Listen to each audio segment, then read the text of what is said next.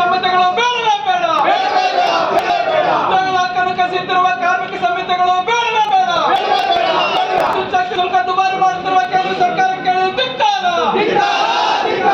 ವಿದ್ಯುತ್ ಶಕ್ತಿ ಶುಲ್ಕವನ್ನು ದುಬಾರಿ ಮಾಡುತ್ತಿರುವ ಕೇಂದ್ರ ಸರ್ಕಾರಕ್ಕೆ ಧಿಕ್ಕಾರ. ರೈತ ಹಾಗೂ ಕಾರ್ಮಿಕ ವಿರೋಧಿ ಕೇಂದ್ರ ಸರ್ಕಾರಕ್ಕೆ ಧಿಕ್ಕಾರ.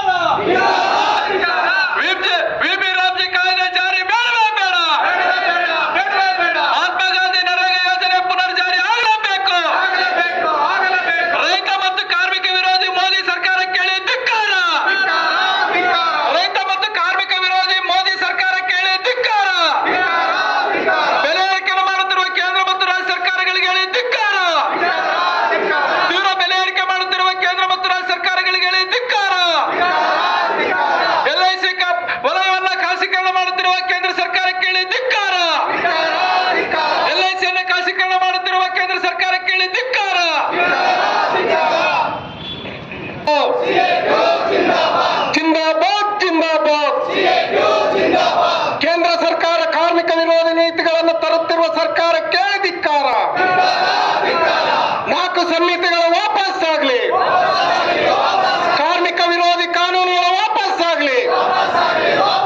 ರೈತಾಪಿ ವಿರೋಧಿ ಕಾನೂನುಗಳು ವಾಪಸ್ಸಾಗಲಿ. ಈ ದೇಶದ ದುಡಿಯುವ ವರ್ಗದ ಮೇಲೆ ಬರೆಯರಿಯುತ್ತಿರುವ ಕೇಂದ್ರ ಸರ್ಕಾರಕ್ಕೆ ಧಿಕ್ಕಾರ. ವಿದ್ಯುತ್ ಶಕ್ತಿ ಕಾನೂನು ವಾಪಸ್ಸಾಗಲಿ.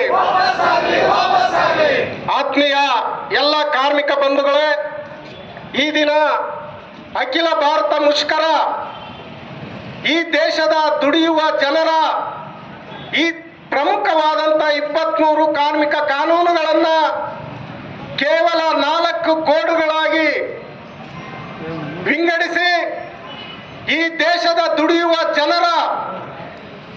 ಜನರನ್ನ ಈ ದೇಶದ ಬಂಡವಾಳಶಾಹಿಗಳಿಗೆ, ಕಾರ್ಪೊರೇಟ್ ಕಂಪನಿಗಳಿಗೆ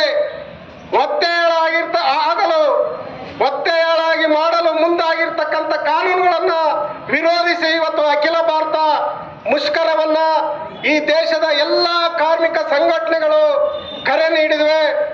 ಈ ಒಂದು ಮುಷ್ಕರದಲ್ಲಿ ನಮ್ಮ ಅಖಿಲ ಭಾರತ ವಕೀಲರ ಒಕ್ಕೂಟದ ರಾಜ್ಯ ನಾಯಕರು, ಜಿಲ್ಲಾ ಕಾರ್ಮಿಕ ಕಾನೂನಿನ ನಾಯಕರು, ಜಿಲ್ಲಾ ಕಾರ್ಮಿಕ ಮುಖಂಡರಾದಂಥ ವಕೀಲರಾದಂಥ ಎಂ ಕರುಣಾನಿಧಿ ಅವರು ಈ ಒಂದು ಮುಷ್ಕರ, ಈ ತಾಲೂಕಿನ ಈ ಮುಷ್ಕರ ಮತ್ತು ಈ ಒಂದು ಕಾರ್ಯಕ್ರಮವನ್ನು ಉದ್ದೇಶಿಸಿ ಮಾತನಾಡಬೇಕಾಗಿ ಅವರಲ್ಲಿ ಪ್ರಾರ್ಥಿಸಿಕೊಳ್ಳೋ.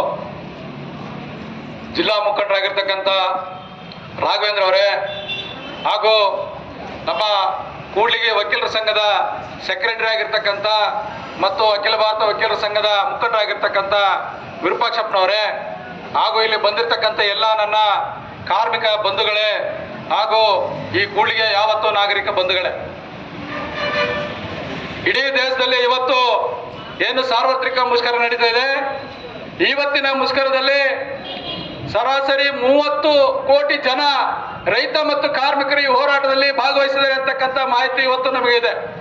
ಹಾಗಾಗಿ ಇವತ್ತು ಕೇವಲ ತಾಲೂಕು ಕೇಂದ್ರಗಳು ಮಾತ್ರ ಅಲ್ಲ, ಹೋಬಳಿ ಮಟ್ಟದಲ್ಲಿಯೂ ಕೂಡ ಇವತ್ತು ಹೋರಾಟ ನಡೀತಾ ಇದೆ. ಅದರ ಭಾಗವಾಗಿ ಇವತ್ತು ಈ ಹೋರಾಟದ ಕಿಚ್ಚು ನಮ್ಮ ಕೂಡ್ಲಿಗೆಯ ಕಾನವಸಳ್ಳಿ ಮತ್ತು ಆ ಕಡೆ ಭಾಗದಲ್ಲಿಯೂ ಕೂಡ ಇವತ್ತು ಹೋಗ್ತಿದೆ ಅಂತಕ್ಕಂಥದ್ದು ನಮ್ಮೆಲ್ಲರಿಗೂ ಕೂಡ ಇವತ್ತು ಅದು ಮನದಟ್ಟಾಗಬೇಕಾಗಿದೆ.